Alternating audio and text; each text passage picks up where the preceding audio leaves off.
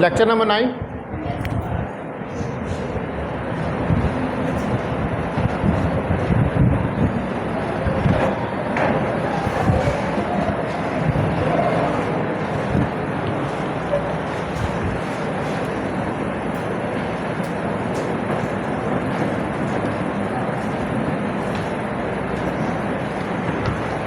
अच्छा, हमने properties of laser जो है उनको स्टार्ट किया हुआ है और शायद लास्ट टाइम डायरेक्शनैलिटी जो है मैंने उसको डिस्कस किया था। ठीक है, तो आज जो है वो हम इसमें स्टडी करेंगे ब्राइटनेस को, जो I think so fourth property है। ठीक है,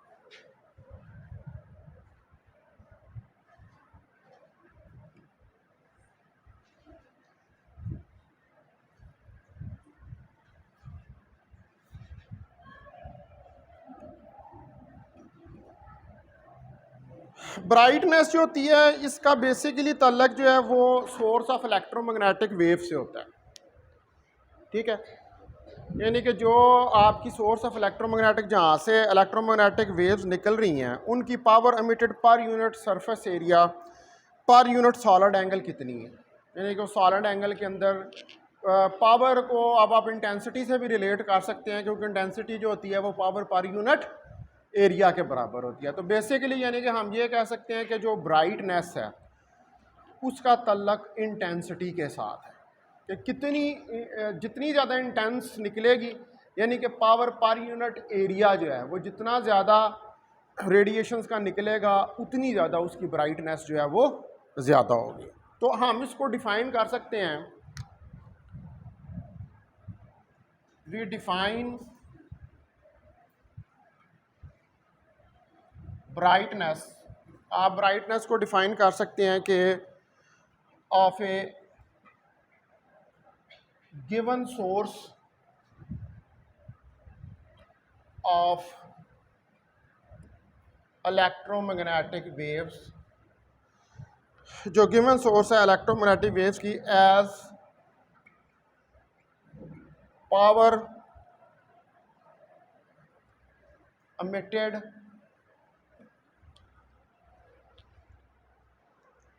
पर यूनिट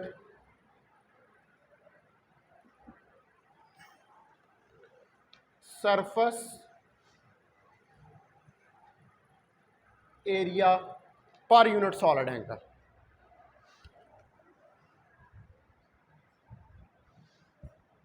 पर यूनिट सॉलिड एंगल। ठीक है, तो ये जो है ये हमारे पास डेफिनेशन है किसकी, ब्राइटनेस की। तो बेसिकली ये इंटेंसिटी ही है। तो अगर हम सपोज करें कि डी एस जो है वो एक सरफेस एलिमेंटल एरिया है किसी पॉइंट ओ के ऊपर, और पावर डी पी जो है वो मिट होती है इस डी एस एरिया से में से किसी सॉलिड एंगल डी ओम के अंदर अराउंड किसी डायरेक्शन ओ ओ प्राइम, तो इसको हम राइट कर सकते हैं। लेकिन ये चीज़ लिखने से पहले मुझे जो है वो एक फिगर जो है वो बनानी पड़ेगी। फिगर आप देखें कि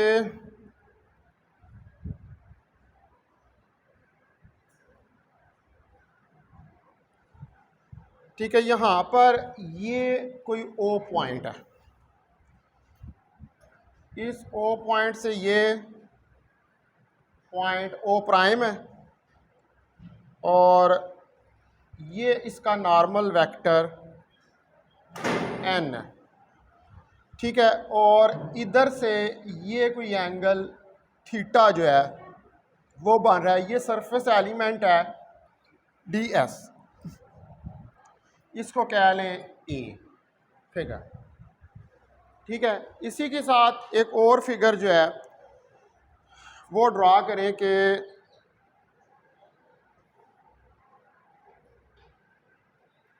ठीक है जी, ये कोई डी आपके पास अपर्चर है,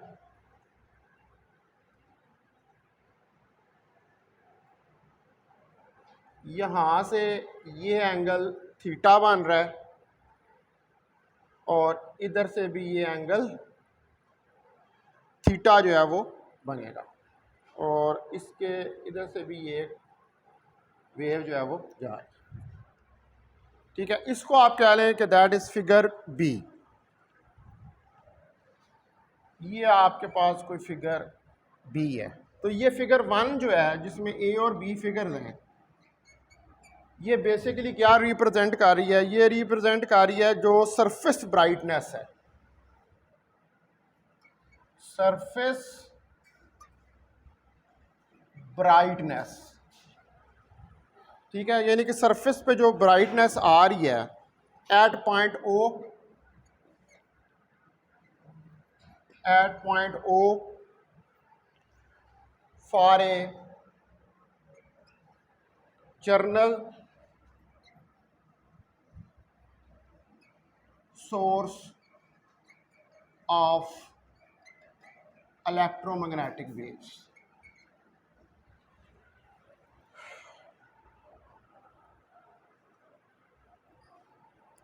ठीक है, ये हमारे पास फिगर वन ए है। ये इसी तरह फिगर वन बी। अब फिगर वन बी जो है वो क्या रिप्रेजेंट कर रही है? Brightness of a laser beam of diameter D और thickness theta.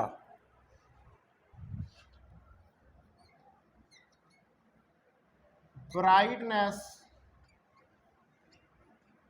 Of laser beam, ठीक है, ये ब्राइटनेस ऑफ लेजर बीम है जिसका डायामीटर जो है of diameter D and thickness theta. और उसकी जो थिकनेस है वो कितनी है? वो थीटा के बराबर है। यहाँ थिकनेस क्या लें, यहाँ आप इसको कह लें कि बल्कि डाइवर्जेंस ज़्यादा बेहतर लफ्ज़ है भाई, डाइवर्जेंस यानी कि कितना फैल रही है थीटा, डाइवर्जेंस थीटा। ठीक है जी, ये किसको रिप्रेजेंट कर रहा है? Journal source. This is the journal source of electromagnetic waves. ये रिप्रेजेंट कर रहा है जो आपकी लेज़र है, और ये लेज़र की सीधी रेज जा रही हैं, इसमें ये जो थोड़ा बहुत डाइवर्जेंस आ रहा है वो ये एंगल थीटा जो है उसको रिप्रेजेंट कर रहा है, क्योंकि लेज़र जो होती है वो तो स्ट्रेट एक लाइन पाथ के अंदर जो है वो मूव करती है। ठीक होगी जी बात। तो अब आप अज्यूम करें कि लेट डी एस जो है, ठीक है, be the element, D S जो है ये एलिमेंटल सरफेस एरिया है एट पॉइंट ओ, किसी पॉइंट ओ के ऊपर।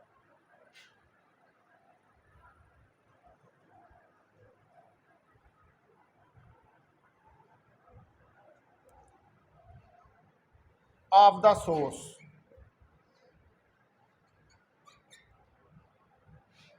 फिगर 1A के अंदर आप ये देख सकते हैं।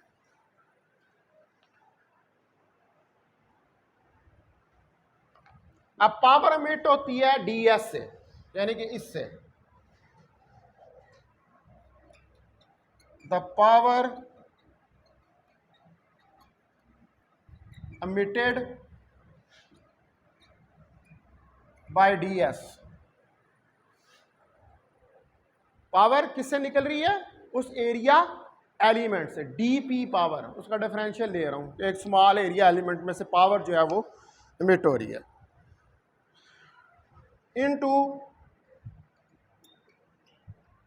सॉलिड एंगल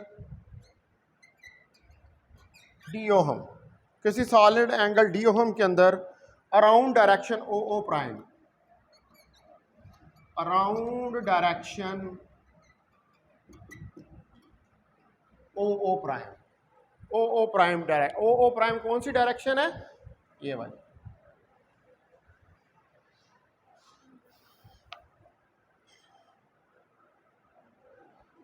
ठीक है, तो अब ये जो चीज़ है इसको हम कैसे मैथमेटिकली लिख सकते हैं, can be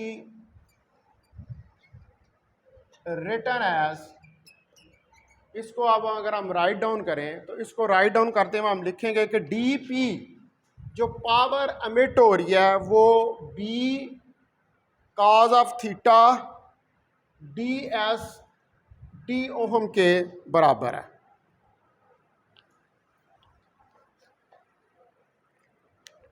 cos of theta angle बन रहा है, बी कोई कांस्टेंट है, डी है सरफेस एरिया है, डी ओहम सॉलिड एंगल है। अच्छा, अब यहां पर क्वेश्चन ये राइज होता है, आपने मेरे से नहीं पूछा कि मैंने यहां पर सॉलिड एंगल को क्यों चूज किया, क्यों जी? हाँ, हर जगह से निकल रही है, तुम इसको ज़्यादा इस तरह फिजिक्स की ज़बान में कह सकते हो कि 3D के अंदर हम इसको देख रहे हैं, हम 3 डायमेंशनल व्यू ले रहे हैं, उसका कंप्लीट व्यू ले रहे हैं। हाँ, लगभग करना है तो प्लेन के अंदर भी हम देख सकते हैं, इसको सिंगल डायरेक्शन में भी देख सकते हैं, लेकिन 3D के अंदर जो है वो आपके पास जो है वो कंप्लीट व्यू जो है वो आता है। इसलिए हमने जो है वो इसमें डी ओहम यानी कि सॉलिड एंगल जो है उसको यूज़ किया। अब यहाँ पर थीटा आपको पता है कि ये एंगल बन रहा है ओ प्राइम और एन के दरमियान, ठीक है। ओ प्राइम और एन क्या है, ये नॉर्मल यूनिट वेक्टर है जो इस सरफेस एरिया के, इनके दरमियान में ये एंगल थीटा जो है वो बन रहा है। तो आप ये कह सकते हैं कि where theta is angle between O prime and the normal N to the surface, और नॉर्मल एन जो है सरफेस के।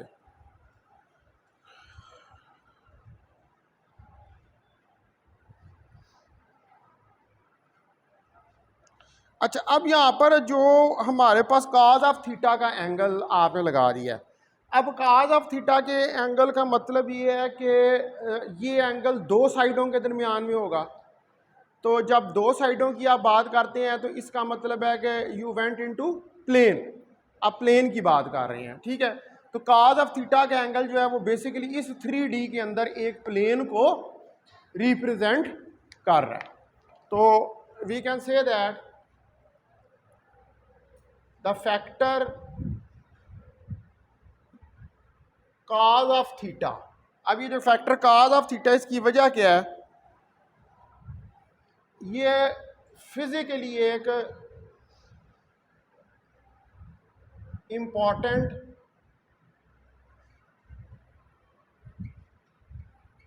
क्वांटिटी है, ठीक है जी। ये फिजिकली है, यानी कि इसके पीछे पूरी फिजिक्स है। For the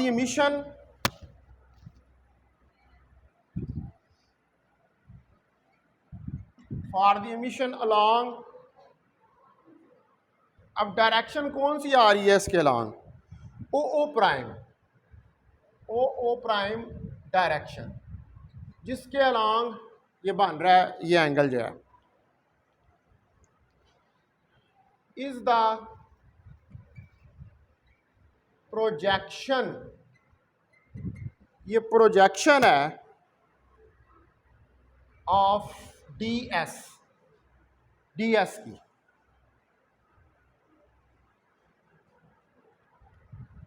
on a plane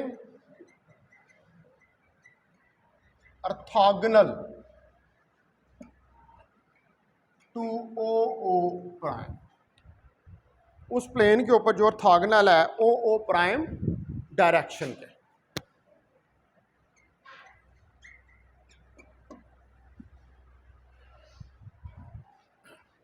ठीक है, अब आप देखें कि ये एंगल जो है कॉज ऑफ थीटा यहीं से बनेगा ना, आप इधर से इसको यूं ड्रा कर दो तो थीटा का सामने वाला ये तो साइन ऑफ थीटा होगा, इस एन के नॉर्मल कौन सा एंगल होगा, इस एन के नॉर्मल इसका cause of theta he angle होगा। तो फिर ये काज ऑफ थीटा जो है ये बेसिकली क्या होगी, ये प्रोजेक्शन होगी डी एस की, प्रोजेक्शन यानी कि साया होगा डी एस का, जिस तरह आप उसमें नहीं पढ़ते हैं डॉट प्रोडक्ट के, वही उसकी प्रोजेक्शन होगी on a plane orthogonal. Orthogonal का मतलब है कि इस ओ ओ प्राइम के परपेंडिकुलर, ठीक है, इस ओ ओ प्राइम के वो परपेंडिकुलर जो है वो होगा। अच्छा, इसका मतलब है कि कॉस थीटा डी एस जो है, ये तो यहाँ तक बात होगी ना, मैंने सिर्फ कॉस थीटा की बात की है, तो दैट इज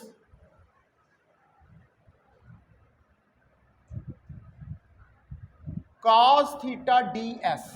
अब कॉस थीटा डी एस को अगर हम देखें तो ये सारा जो है, ये सारा जो हमने क्या, ये क्या चीज़ बन रही है, what is this, this is cos theta D S.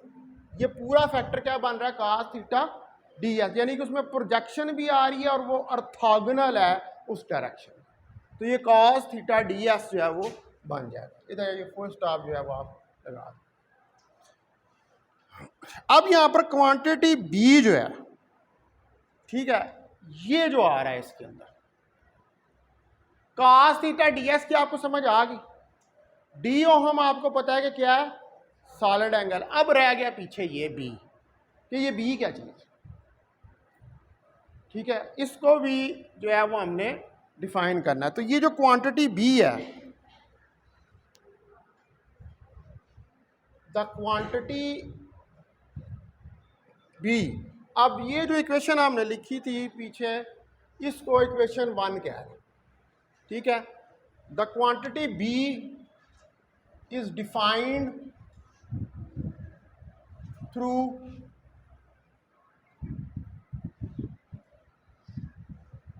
Equation, इस क्वांटिटी बी को आप डिफाइन करेंगे इस इक्वेशन 1 के थ्रू, ये जो आपने राइट डाउन किया, इस called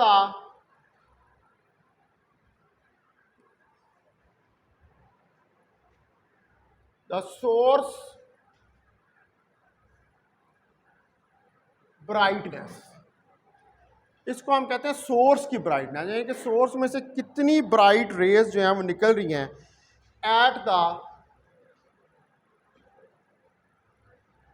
point O, point O के ऊपर, ठीक है, किसी पॉइंट के ऊपर कितनी ब्राइट, यानी कि ब्राइट का मतलब है कितनी इंटेंस है, कितनी उनकी इंटेंसिटी जो है वो ज़्यादा निकल रही है इन द डायरेक्शन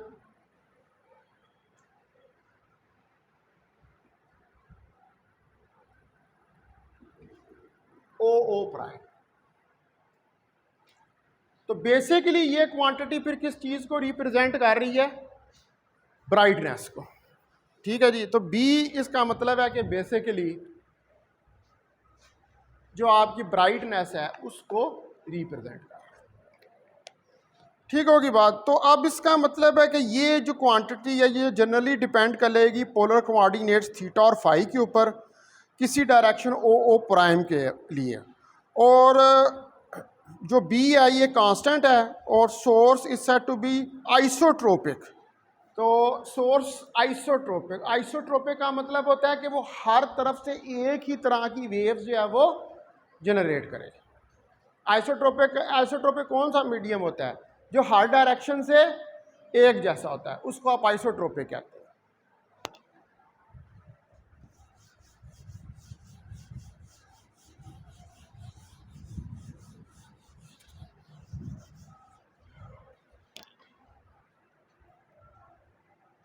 तो ये क्वांटिटी जो बी है, this quantity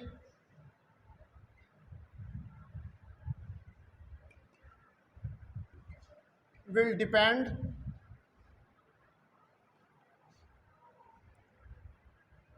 on the polar coordinates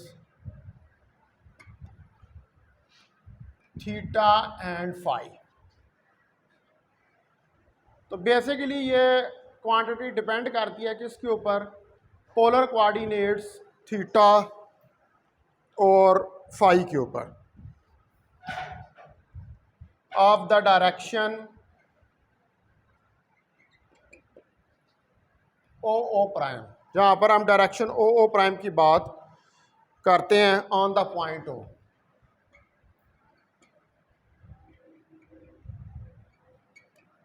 point O के ऊपर। तो जब बी कांस्टेंट होता है, व्हेन बी इज कांस्टेंट, जब बी कांस्टेंट हो तो the source is said to be isotropic. The source is said to B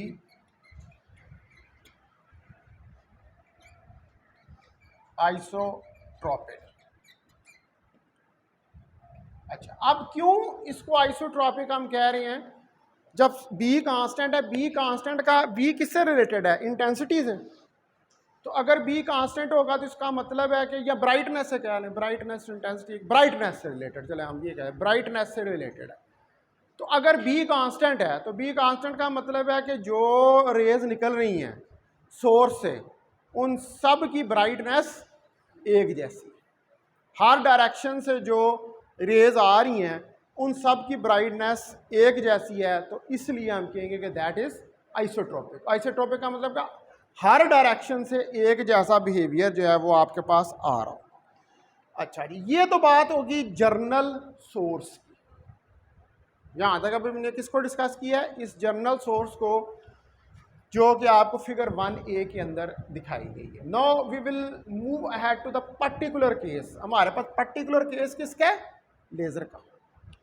हम तो लेजर को स्टडी कर रहे हैं ना, ये तो जर्नल सोर्स की बात होगी। अब आ जाए अब लेजर के ऊपर। अब आप कंसिडर करें एक लेजर बीम है जो कि पावर P की है। लेट अस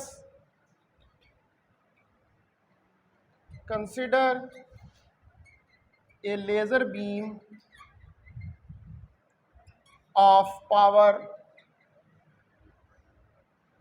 P। एक लेजर बीम है जिसकी पावर P है, ठीक है,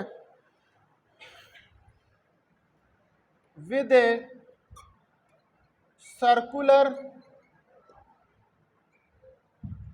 क्रॉस सेक्शन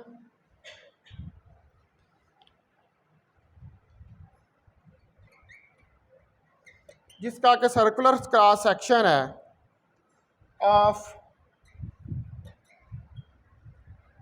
डायामीटर D। ठीक है, डायामीटर D का circular cross section and with divergence theta. Figure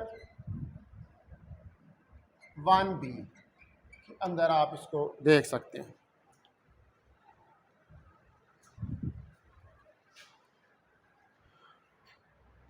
अब ये जो लेजर का केस है, इस लेजर के केस के अंदर डाइवर्जेंस लार्ज होगा या स्मॉल होगा? स्मॉल होगा ऑब्वियसली। तो फिर ये जो कॉज ऑफ थीटा का एंगल है,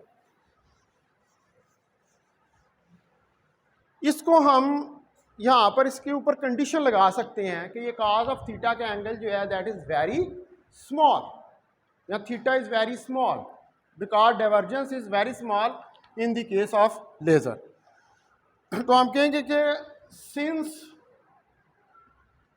थीटा इज वेरी स्मॉल, अब चूंकि थीटा जो है वो बहुत स्मॉल है, तो we have cos of theta is equal to 1। ठीक है, cos ऑफ थीटा जो है इसको हम 1 के बराबर ले लेंगे। जब स्मॉल एंगल अप्रॉक्सीमेशन लगा लें तो आप एंगल को किसी भी नंबर के अंदर भी लिख सकते हैं। साइन को काज में, काज को साइन में, साइन को टैन में, टैन को काज में, जिसमें मर्जी कन्वर्ट कर। ठीक है, तो ये जो है फिर भी ये काज ऑफ थीटा जो है हमारे पास इस केस में 1 के बराबर जो आ जाएगा। ठीक है, तो अब चूंकि सिंस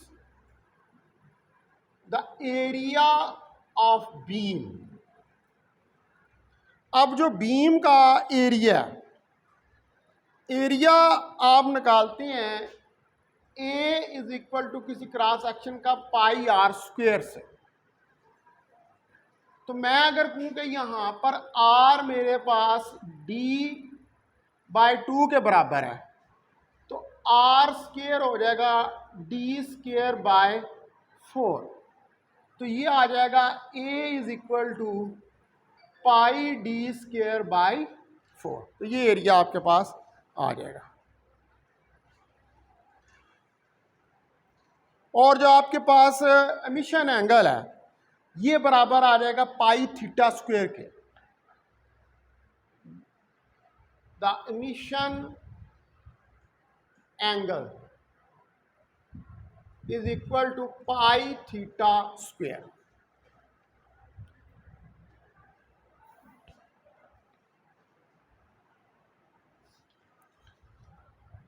अच्छा, अब जो हमारे पास इक्वेशन हमने लिखी थी 1, अब ये इक्वेशन 1, ये जो अप्रॉक्सीमेशन हमने लगाई हैं इनके तहत ये इक्वेशन 1 जो है ये क्या होगी, ये मॉडिफाई हो जाएगी।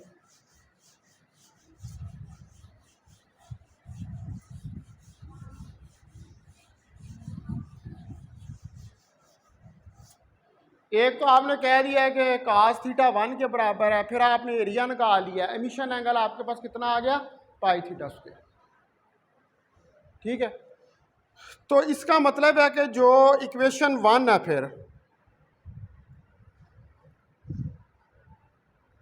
इक्वेशन 1, अब इक्वेशन 1 बेसिकली किसको रिप्रेजेंट कर रही है, ब्राइटनेस को। तो बल्कि आप कहें कि according to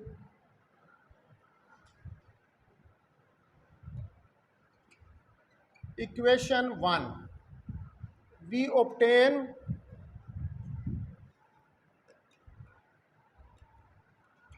the brightness as, अब इस इक्वेशन के अंदर जो है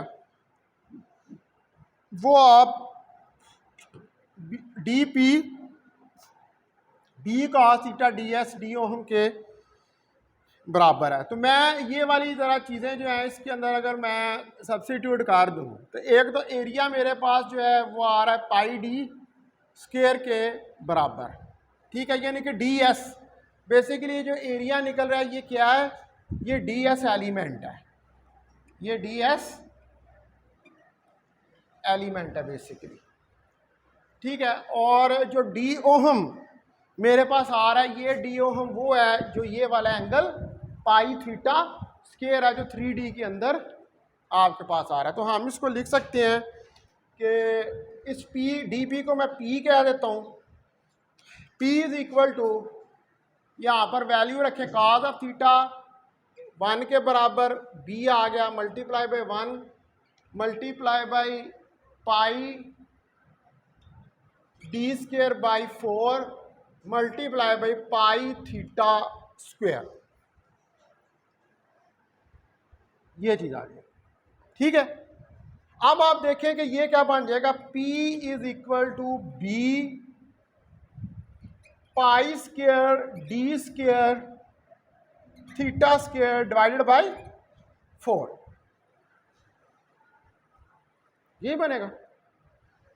यहां से b की वैल्यू निकाल लो, अगर ये हो जाएगा 4p b pi square D square theta square, तो b की value 4p divided by pi square D square theta square. यहां आप इसको लिख सकते हैं कि b is equal to 4p pi D theta का होल का स्क्वायर। इसको कह दें ये इक्वेशन नंबर 2 है आपके पास।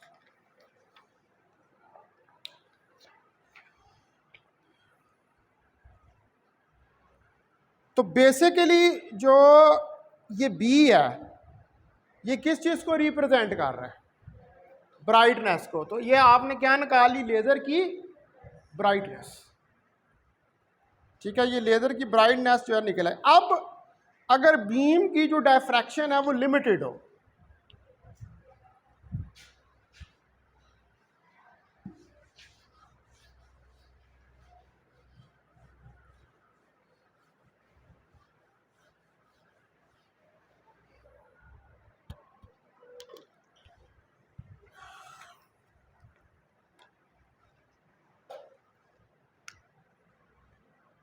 if the diffraction of beam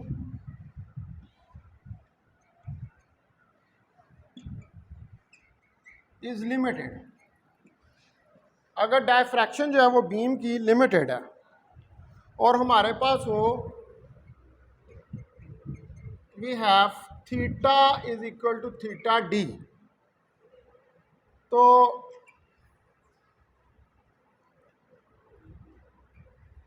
with the help of equation 1, तो फिर जो इक्वेशन 1 है उसकी हेल्प से आप बी की वैल्यू को निकाल सकते हैं। अब बी हमारे पास है पीछे 4p पाई डी थीटा का स्क्वायर।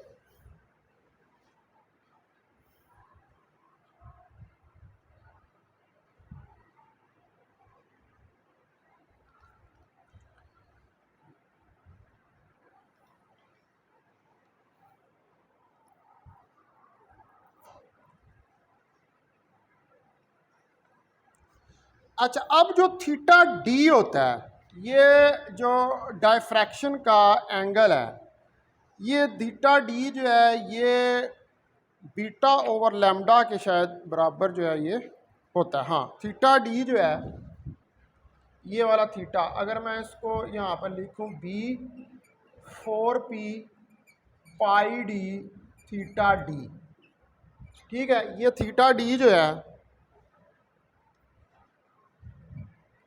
ये बराबर होता है बी लैम्डा ओवर डी के। ठीक है, इसके बराबर होता है। तो अब ये वैल्यू जो है इसकी, इसको अगर हम सब्स्टिट्यूट कर दें, ये थीटा डी की वैल्यू जो है इसको अगर हम यहाँ पर सब्स्टिट्यूट करें तो B 4p pi D square D square theta D square beta square lambda square divided by D square.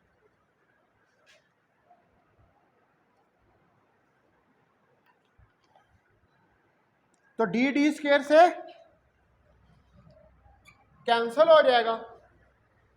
ठीक है, पीछे बच जाएगा b is equal to 4p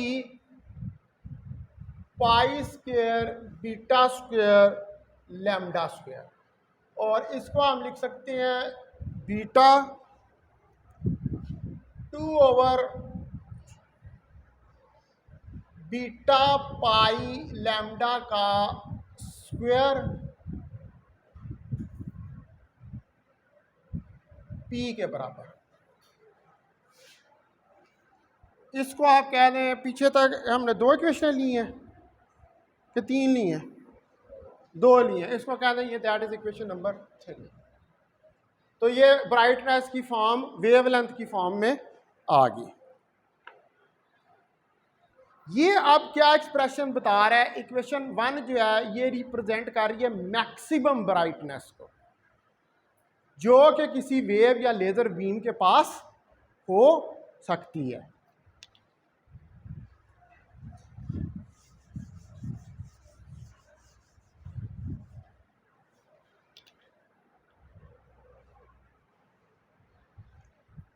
Equation 3 describes the maximum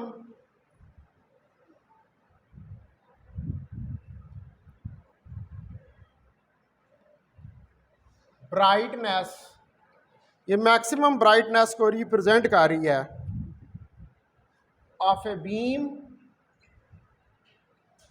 of power P, उस beam की जिसकी power P है।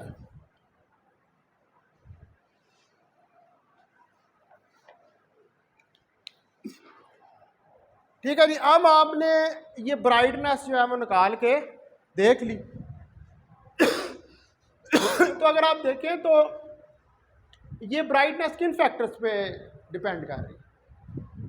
Wavelength, beta तो कांस्टेंट है, वेवलेंथ, ये सारा कुछ कांस्टेंट है, वेवलेंथ और पावर। तो अब अगर कहा जाए आपको कि इसको वेवलेंथ और पावर से रिलेट करो तो कैसे करोगे? जितनी पावर बढ़ेगी ब्राइटनेस बढ़ेगी, डायरेक्टली प्रोपोर्शनल है। ऐसे ही नजर आ रहा है।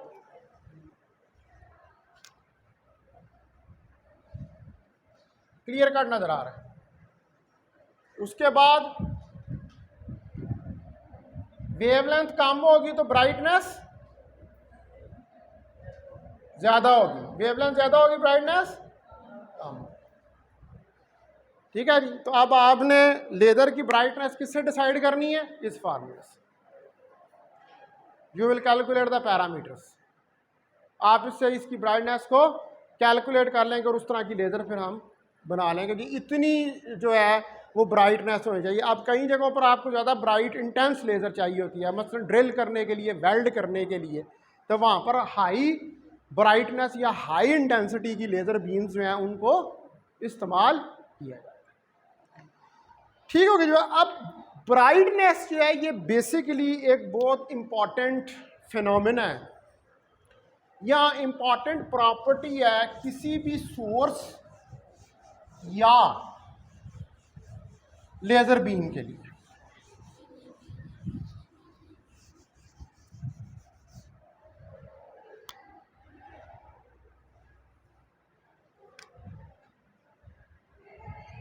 Brightness is the most important parameter of laser beam. ये सबसे ज़्यादा इम्पॉर्टेंट पैरामीटर है किसका? लेज़र बीम का, या और in general any source of light, या किसी भी सोर्स ऑफ लाइट के लिए। तो अब इसको इलिस्ट्रेट करने के लिए हम रिकॉल करते हैं कि अगर हमारे पास एक इमेज है किसी लाइट सोर्स का किसी भी ऑप्टिकल सिस्टम के थ्रू, तो ये हम ये अज्यूम करें कि ये ऑब्जेक्ट और इमेज जो हैं ये सेम मीडियम के अंदर हैं, तो ये जो प्रॉपर्टी है हमारे पास लेज़र की ये होल्ड करेगी। तो जो ब्राइटनेस होती है इमेज की ये हमेशा लेस देन या इक्वल होती है दैट ऑफ सोर्स, और ये इक्वालिटी होल्ड करती है जब ऑप्टिकल सिस्टम जो है वो प्रोवाइड करता है lossless imaging of light emitted by the source. ठीक है जी। अब इसका मतलब ये है कि जो बेसिकली जो ये ब्राइटनेस है ये क्या है कि इमेज और सोर्स सेम हो, सेम डायरेक्शन में हो, सेम मीडियम के अंदर, तो तब आपको जो है वो मैक्सिमम ब्राइटनेस जो है वो अवेलेबल हो। अगर इनमें कोई भी ऑप्टिकल सिस्टम, ये क्या है, लेज़र भी बेसिकली क्या है, एक ऑप्टिकल सिस्टम है, तो अगर इस ऑप्टिकल सिस्टम के अंदर ये इक्वालिटी होल्ड नहीं करती तो फिर आपको मैक्सिमम ब्राइटनेस जो है वो ऑब्टेन नहीं होगी। ठीक है, तो हम ये कह सकते हैं कि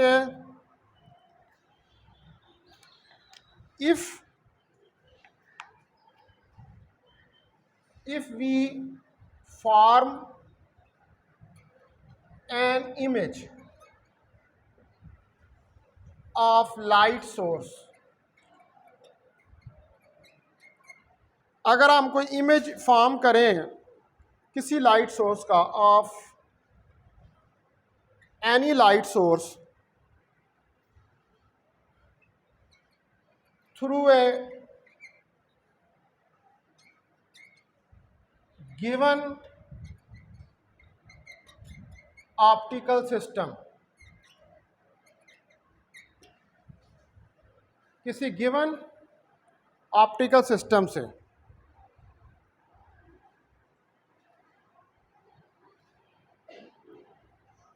और हम अज्यूम करें, and we assume that image, कि जो हमारे पास इमेज है and object are in same medium, और इमेज और ऑब्जेक्ट, ऑब्जेक्ट का ही इमेज बनता है ना, और इमेज और ऑब्जेक्ट जो है वो सेम मीडियम के अंदर हो, फॉर एग्जांपल एयर, दोनों एयर के अंदर हो, then the following property holds, then the following property holds. तो फिर ये प्रॉपर्टी जो है वो वर्क करेगी। तो ब्राइटनेस जो होती है इमेज की, ये हमेशा लेस देन होती है, ये इधर से उठा दूंगे सारा,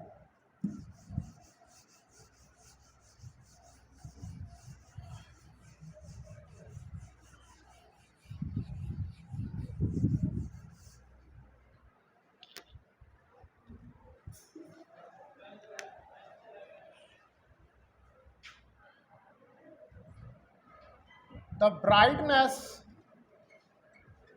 of image, जो अब इमेज की ब्राइटनेस है, is always less than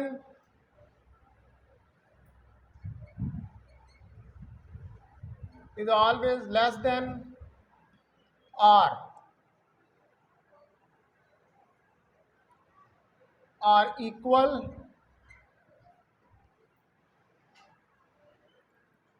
to that of source।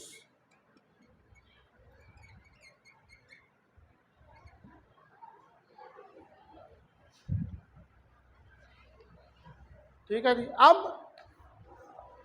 Image की ब्राइटनेस या तो कम होगी या बराबर होगी, ये पॉइंट नोट करने वाला है। या कम होगी या बराबर होगी, उससे ज्यादा नहीं होगी। क्यों क्यों हैं? क्या कह रहे हो? नहीं, वजह क्या है उसकी? I am asking about the reason. अभी आप पीछे रीजन पढ़ के आए हैं, अभी आपने पढ़ी है रीजन। हाँ हाँ हाँ, क्या? डिफ्रैक्शन है, उसमें इंटरफेरेंस भी हो रही है, डिफ्रैक्शन भी हो रही है, रिफ्लेक्शन भी हो रही है, रेरफ्रैक्शन भी हो रही है, सारे काम हो रहे हैं। ये वेव है ना भाई, तो वेव क्या करेगी? ये सारे काम करेगी, और ये सारे काम क्या करते हैं? ये इंटेंसिटी ऑफ लाइट को कम करते हैं। तो लिहाजा जो इमेज बनेगा, जो इमेज आपका स्क्रीन के ऊपर बनना है, उसमें डायफ्रैक्शन के इफेक्ट्स होंगे। भी पीछे आपने वो लगाया थीटा डी, जो है उसके अंदर लगाया है ना थीटा डी, डायफ्रैक्शन के इफेक्ट्स उसके अंदर हैं। तो जब डायफ्रैक्शन के इफेक्ट्स आ रहे हैं, तो फिर किस तरह ज़्यादा हो सकता है? यहाँ तो इक्वल का मतलब है कि भाई डायफ्रैक्शन के इफेक्ट्स बिल्कुल नहीं। लेस देन का मतलब है कि इक्वल का तो मतलब हुआ ना कि आइडियल केस हो गया। तो ऐसा तो हो नहीं सकता, कुछ ना कुछ तो होगी। ठीक है, तो यहाँ लेस ही हो सकता मोस्ट प्रॉबेबली। यहाँ आप आइडियल केस ले लें तो वो इक्वल टू उस सोर्स के होगा, लेकिन उससे ज़्यादा जो है वो नहीं हो सकती। ठीक होगी बात? तो इसका मतलब है जो इक्वालिटी होल्ड करती है, द इक्वालिटी होल्डिंग, यहाँ पर जो इक्वालिटी होल्ड कर रही है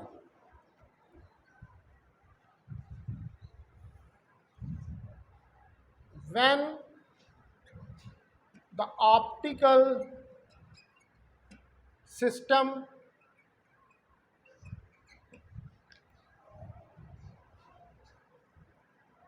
provide lossless imaging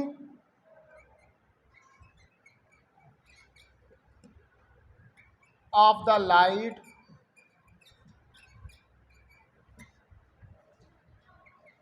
emitted by source.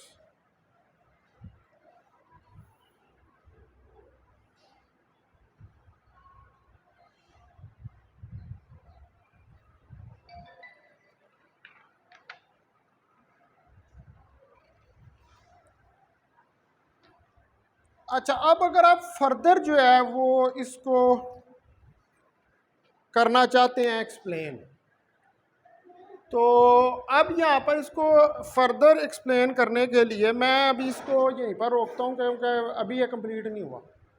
मैं इसको करूँगा तो फिर पूरा पीरियड ही जो है ना वो इसमें ख़त्म हो जाएगा। हमें दो और फिर क्योंकि अब जो ना एक तो जो है आपने ये पढ़ा है कि इमेज का, अब जाहिर बात है जो इमेज बन रहा है वो कोई एंगल बना रहा है थीटा, ठीक है, वो जो डाइवर्जेंस आ रही है, अब हमने देखना है कि वो डाइवर्जेंस जो है उसको हम किस तरह रिड्यूस कर सकते हैं, वो भी आप रिड्यूस करके ज़्यादा ब्राइट इमेज जो है वो हासिल कर सकते हैं। ठीक है, मैं इसको रोकता हूँ। अभी ये इसका पार्ट 1 था, पार्ट 2 जो है अब इसको अगले लेक्चर में मैं एक्सप्लेन करूँगा।